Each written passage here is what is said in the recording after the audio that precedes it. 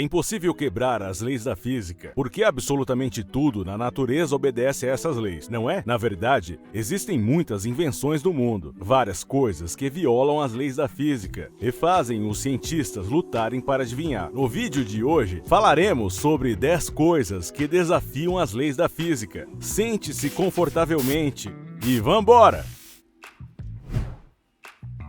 Rodas quadradas. Triângulos, octógonos, quadrados e hexágonos são praticamente nada se comparados à roda, que é considerada uma das maiores invenções da humanidade. É estranho pensar que as rodas quadradas podem fazer qualquer coisa, exceto prejudicar um carro. No entanto, os caçadores de mitos decidiram testar se uma viagem tranquila em um carro com 4 rodas quadradas é possível. Se você anexar 4 rodas quadradas ao carro, no mesmo ângulo, o passeio será terrível. Além disso, os eixos do carro irão quebrar rapidamente. Mas se você ajustar as rodas para que o ângulo entre elas seja de 22,5 graus, as rodas tocarão o solo de maneira mais uniforme. O contato das rodas com o solo será melhor, o que tornará o passeio mais suave. Quanto mais rápido o carro andar, mais suave será o passeio. No entanto, isso só funciona em estradas planas.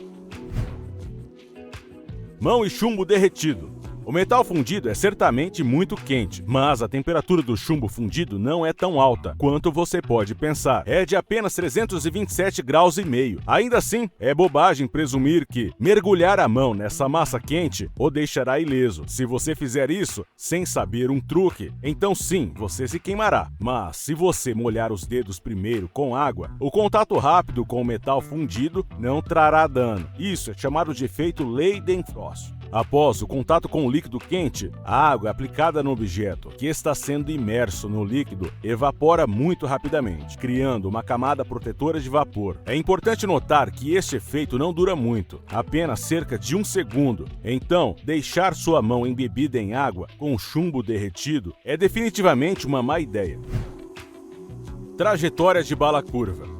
Durante a Segunda Guerra Mundial, para um reequipamento inovador de armas, especialistas alemães criaram o dispositivo Krummlauf, um cano curvo para disparar de cobertura. É bastante absurdo supor que uma bala com uma velocidade de várias centenas de metros por segundo pode alterar a trajetória de seu voo em um cano curvo fechado. Você pode dizer que uma bala vai passar direto pelo cano curvo, mas isso não é verdade. Os especialistas conseguiram desenvolver um tronco único. Na sua extremidade, havia buracos por onde os gases turbulentos eram dispersos. Os soldados alemães podiam disparar um rifle com um bico curvo no cano de uma esquina ou de uma cobertura. No entanto, a precisão do tiro foi visivelmente reduzida e muitos bicos no cano e cartuchos explodiram devido à alta pressão do gás dentro do cano. Além disso, esses bicos foram suficientes para cerca de 200 disparos. Até o momento, existem versões melhoradas de tais rifles. Por exemplo, o rifle de assalto israelense Corner Shot, com uma câmera como mira para um cano curvo.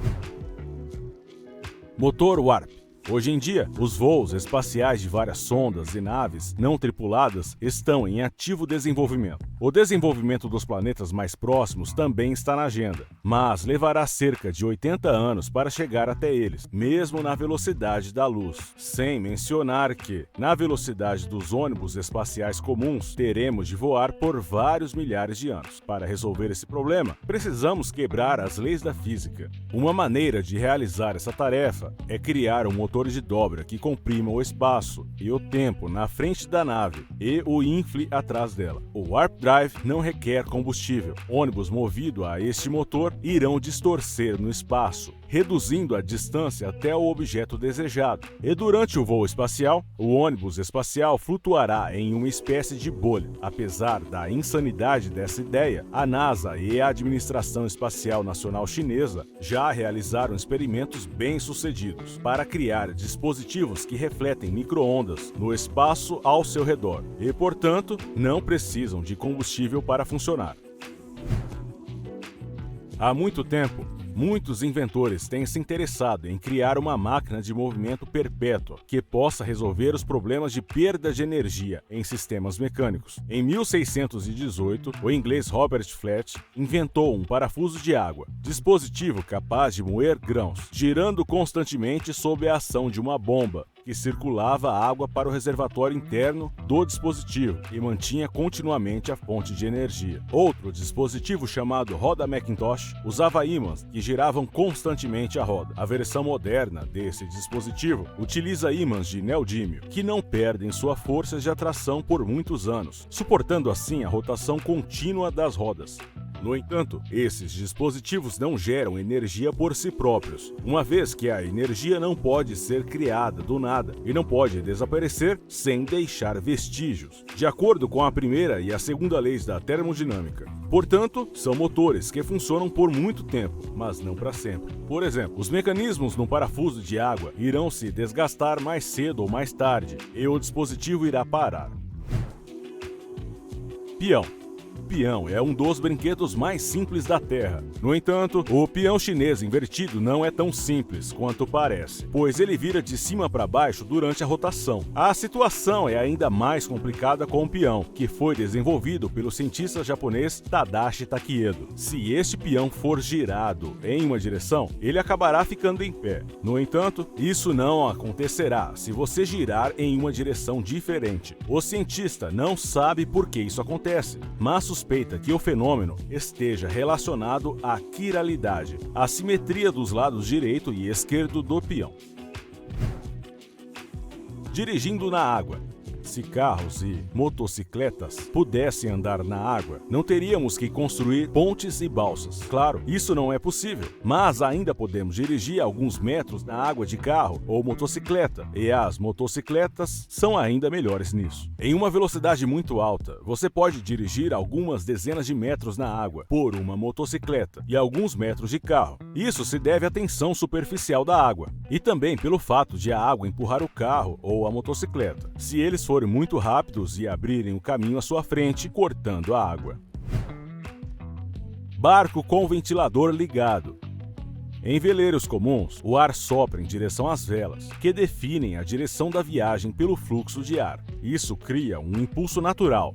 Mas como você cria empuxo em um barco em um ambiente calmo? Uma equipe de caçadores de mitos decidiu testar como um fã poderia colocar um veleiro em movimento. Para criar impulso, o vento do ventilador deve soprar na direção das velas, o que significa que o ventilador deve aspirar o ar atrás do barco e de si mesmo e direcioná-lo para a frente do barco nas velas. Como o vento é puxado por trás, isso significa que o barco deve navegar na direção oposta. No entanto, ele ainda irá flutuar para frente, o que é contrário à terceira lei de Newton. Isso ocorre porque o ventilador cria uma força artificial que impulsiona o barco. Um aspirador de pó que pode levantar um carro. Um dia, uma equipe de caçadores de mitos decidiu testar o quão pesado um objeto pode um aspirador de pó levantar. Então, eles conduziram um experimento para levantar um carro. A força de levantamento aumenta linearmente com a área da seção transversal do acessório. Ou seja, quanto maior for a área de sucção do aspirador, maior será a própria força de sucção. Os caçadores de mitos colocaram 40 ventosas por toda a carroceria do carro e conectaram a um bico especial na mangueira do aspirador. Como resultado, a força de sucção do aspirador de pó aumentou 10 vezes em comparação com a força de sucção original. Como resultado, eles conseguiram erguer o carro no ar a uma grande altura. Em teoria, você pode levantar o carro com um canudo, é claro, se houver uma grande área de montagem e um vácuo denso com reforço. Elevador especial. Como você sabe, as pessoas voam para o espaço em foguetes e, apesar de sua eficácia, ainda requerem uma grande quantidade de recursos. Até mesmo o lançamento dos foguetes SpaceX requerem cerca de 4 bilhões de combustível TNT. Por essa razão, desde os tempos antigos, as pessoas pensam em criar um elevador especial que seja capaz de enviar satélites e recursos para o espaço da superfície da Terra por meio de um cabo que se estende por toda a atmosfera. Representantes de uma grande empresa de construção japonesa acreditam que, com a ajuda de nanofios de diamante, seremos capazes de construir um enorme elevador espacial até 2050. Por hoje é isso. Escreva nos comentários qual dos fatos mais o impressionou. Não se esqueça de curtir o vídeo, inscreva-se e ligue a campainha para não perder o novo vídeo bomba amanhã. Bem, se você tiver tempo, dê uma olhada em alguns de nossos vídeos anteriores. Obrigado por assistir!